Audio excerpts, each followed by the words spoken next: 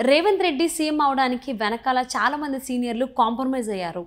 కానీ అది కూడా కండిషన్స్ అప్లైతో. బట్టి విక్రమార్క గారు కావచ్చు, ఉత్తమ్ కుమార్ రెడ్డి కావచ్చు, లేకపోతే కోమటిరెడ్డి వెంకటరెడ్డి అండ్ బ్రదర్స్, లేకపోతే ఓవరాల్గా కోమటిరెడ్డి బ్రదర్స్ అనుకోవచ్చు. సో వీళ్ళందరూ కూడా కాంప్రమైజ్ అయ్యారు, బట్ కండిషన్స్ అప్లై అన్నట్టు. సో అసలు ఏం జరిగింది ఏంటి? రేవంత్ రెడ్డి తెలంగాణకి ముఖ్యమంత్రి అవడం వెనకాల ఏం జరిగింది, ఎవరెవరు కాంప్రమైజ్ అయ్యారు, ఈ అంశాలకు సంబంధించి మనతో మాట్లాడడానికి ఈరోజు మనతో పాటు ఉన్నారు సీనియర్ జర్నలిస్ట్ జగదే. వారితో మాట్లాడదాం. నమస్తే అండి. సో తెలంగాణ ముఖ్యమంత్రిగా రేవంత్ రెడ్డి డిక్లేర్ అయ్యారు. సో 7వ తారీఖున ప్రమాణ స్వీకారం అంటున్నారు. ఎక్కడ ఏంటి అనేది ఇంకా మనకి పూర్తి వివరాలు తెలియాల్సి ఉంది. సరే, ఆ విషయం పక్కన పెడితే రేవంత్ రెడ్డి ముఖ్యమంత్రి అవడానికి వెనకాల చాలామంది సీనియర్లు కాంప్రమైజ్ అయ్యారు, బట్ కండిషన్స్ అప్లై. సో చాలామంది ఢిల్లీ కూడా వెళ్ళే ప్రయత్నాలు చేశారు, వెళ్ళారు, మాట ఏం చేసినా రేవంత్ రెడ్డి ముఖ్యమంత్రి అయ్యారు. అది కూడా కండిషన్స్ అప్లై అన్నట్టుగా. సో సీనియర్ నాయకులు ఎవరెవరైతే మనకు పేర్లు ఇప్పుడు దాకా వింటున్నామో, బట్టి Vikramarka, Uttam Kumar Reddy, Komatireddy and brothers, so వీళ్ళందరికీ కాంప్రమైజ్ చేశారు అంటే ఏ విధంగా జరిగింది, అసలు ఏం జరిగింది అంటారు? కండిషన్స్ అప్లై అని కూడా అంటున్నారు కదా, అసలు ఏంటి అంటే కండిషన్స్ అప్లై చెప్తున్నారు, కానీ అల్టిమేట్గా రేవంత్ రెడ్డి గారే ముఖ్యమంత్రి అభ్యర్థి అని ఒప్పుకున్నాకి రంగంలో దిగారన్నట్టు కూడా వార్తలు ఉన్నాయి. అది వాస్తవమే, ఎందుకంటే ఆయన పేరే ప్రకటించాలి, వేరే గత్యంతరం లేదు, వేరే ఆప్షన్ కూడా లేదు. ఎందుకంటే ఆయన ముఖాన్ని పెట్టుకొని ఆయన ముందు రేసులో నిలబడితేనే మిగతా యోధులందరూ వెనక నడిచారు. సో కాబట్టి ఆయన్ని డిక్లేర్ చేశారు, ముఖ్యమంత్రిగా అయ్యారు. Okay, good. అయితే ఇంక ముఖ్యమంత్రి అవ్వకుండా ముందు వరకు కూడా, అంటే సాయంత్రం వరకు కూడా మంతనాలు ఎట్లా ఉండేదంటే ఒక్కొక్కరికి చూపించి అధిష్టానం బుజ్జగించే ప్రయత్నం చేయడం కానీ, లేదంటే అధిష్టానం దగ్గర వీళ్ళు రిక్వెస్ట్ పెట్టుకునే ఆప్షన్లు ఏమని మనకు వినిపిస్తున్నాయంటే, ఎస్పెషల్లీ కోమటిరెడ్డి గారిది ఫస్ట్ ముగ్గురులో మీరు అన్నట్టు కోమటిరెడ్డి వెంకటరెడ్డి గారు కానీ, బట్టి విక్రమార్క గారు కానీ, తర్వాత ఉత్తమ్ కుమార్ రెడ్డి గారు కానీ. సో ఇక్కడ ఏంటంటే కోమటిరెడ్డి గారు మళ్ళీ వెనక్కి వచ్చారు కాబట్టి కాంగ్రెస్లోకి, ఈయన అన్నదమ్ములు కూడా గెలుచుకున్నారు, వెంకటరెడ్డి గారు అలాగే రాజగోపాల్ రెడ్డి గారు ఇద్దరూ గెలిచారు. బట్ కోమటిరెడ్డి గారు మొదటి నుంచి చెప్తున్న విన్నపం అంటే, నేను పూర్తి స్థాయి మద్దతు ఇస్తాను ఎవరికి సీఎం ఇచ్చినా కానీ, మా తమ్ముడికి మంచి కీలకమైన పదవి ఇవ్వండి వితౌట్ కండిషన్స్లో, అంటే ఫ్రీడమ్గా కూడిన ఒక మంత్రి పదవి కావాలన్నట్టుగా. ఉత్తమ్ కుమార్ రెడ్డి గారు రేవంత్ రెడ్డి గారి కన్నా ముందు పీసీసీ చీఫ్గా చేసిన వ్యక్తి. సో వీళ్ళిద్దరూ ఆల్రెడీ ఇక్కడ రేవంత్ రెడ్డి గారు నిశ్చింతగా సీఎం వస్తుంది, బట్ సీఎం ఆయనే కాబట్టి సీఎం ఉంటుంది, క్లారిటీ ఉంది కాబట్టి, పైగా ఆయన వెనక 47 మంది పైచిలకు ఎమ్మెల్యేలు ఉన్నారు. అది కాకుండా ఇంకొంతమంది ఎవరైతే ఉన్నారో ఫేవర్గా వాళ్ళు కూడా కొంతమంది ఉన్నారు. అది కాకుండా ఇతను చిటికేస్తే ఎవరైతే బీఆర్ఎస్ నుంచి గెలిచిన వాళ్ళు ఉన్నారో కొంతమంది ఈయన పర్టికులర్ సామాజిక వర్గం చెందిన వాళ్ళు కూడా 4-5 సిద్ధంగా ఉన్నారట. ఆ టాక్ కూడా ఉంది బీఆర్ఎస్లో కూడా. ఈవెన్ రిజల్ట్స్ వచ్చినప్పటి నుంచి కూడా చాలా మంది రేవంత్ రెడ్డికి టచ్లో ఉన్నారని టాక్ వినిపించింది, ఇంకెవరికి కాదు, నాయకులకి. ఎగ్జాక్ట్లీ. సో ఈయన కేక వేసి పిలుపు చేస్తే, చిన్న కేక వేస్తే వచ్చేసే సందర్భంలో కూడా కొంతమంది ఉన్నారు బీఆర్ఎస్లో ఉన్న కీలక నేతలు కూడా.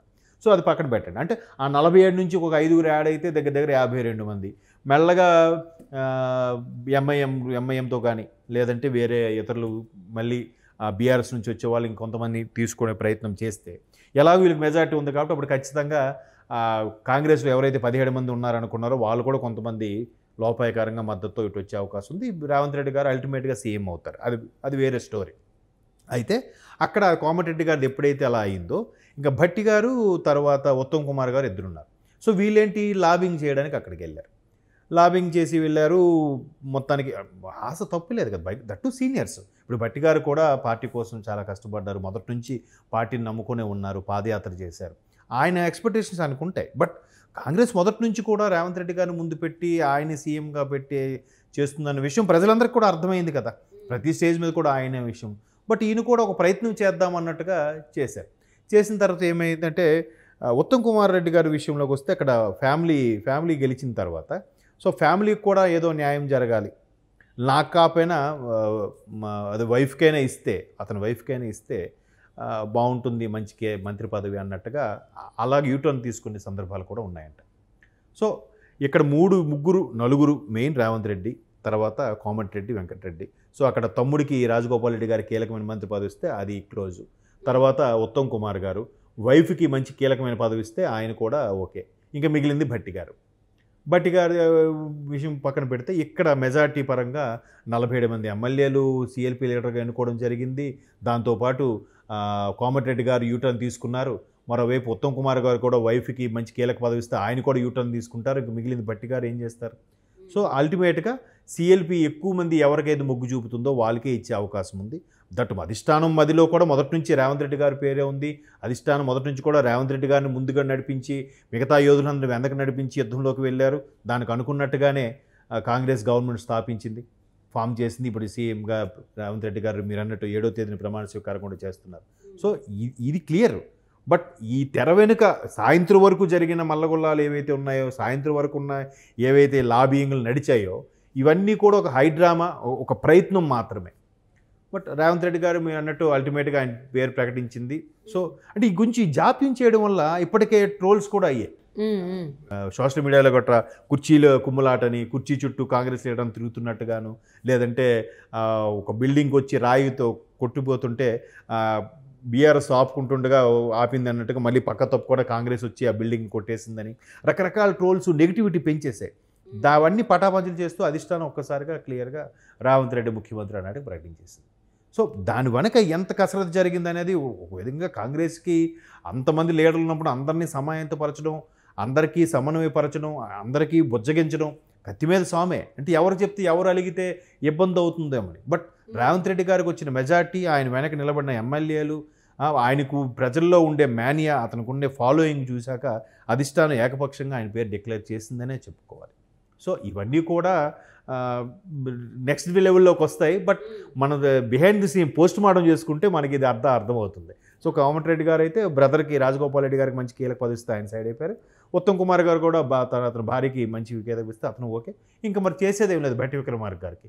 మేబీ డిప్యూటీ సీఎంగా ఇస్తే ఇవ్వచ్చు, లేదా మంచి కీలకమైన పదవి ఇచ్చినా ఇవ్వచ్చు. సో అది కాకుండా రాష్ట్ర అధ్యక్షులుగా పీసీసీ చీఫ్గా ఇంకోళ్ళకి ఏమైనా ప్రకటించవచ్చు కదండి. ముఖ్యమంత్రి అయిన మరుక్షణం ఆ పదవి నుంచి తప్పించి ఇంకోరికి ఎవరికి ఇచ్చే ఛాన్సెస్ కూడా ఉన్నాయి. అలా జరిగినా okay. Okay. So finally Congress అధిష్టానం తెలంగాణ ముఖ్యమంత్రిగా రేవంత్ రెడ్డిని డిక్లేర్ చేయడం, దాని వెనకాల సీనియర్లు ఎంతోమంది రాజీలు, కాంప్రమైజింగ్లు చాలా ఉన్నాయి. సో కండిషన్స్ అప్లై అనే దానికి సంబంధించి సో ఏదేమైనా కరెక్ట్ అయిన వ్యక్తిని కరెక్ట్ అయిన సమయానుకూలంగా అధ్యక్షులుగా పీసీసీ చీఫ్గా ఇంకోళ్ళకి ఏమైనా ప్రకటించవచ్చు కదండి. ముఖ్యమంత్రి అయిన మరుక్షణం ఆ పదవి నుంచి తప్పించి ఇంకోరికి ఎవరికి ఇచ్చే ఛాన్సెస్ కూడా ఉన్నాయి. అలా జరిగినా okay. Okay. So finally Congress అధిష్టానం తెలంగాణ ముఖ్యమంత్రిగా రేవంత్ రెడ్డిని డిక్లేర్ చేయడం, దాని వెనకాల సీనియర్లు ఎంతోమంది రాజీలు, కాంప్రమైజింగ్లు చాలా ఉన్నాయి. సో కండిషన్స్ అప్లై అనే దానికి సంబంధించి సో ఏదేమైనా కరెక్ట్ అయిన వ్యక్తిని కరెక్ట్ అయిన సమయానుకూలంగా సందర్భానుసారంగా సీఎంని ఎంచుకోవడం అనేది హర్షించదగ్గ అంశంగానే అనిపిస్తోంది. కాబట్టి hope for the best and thank you so much for spending your valuable time with us. Thank you అండి.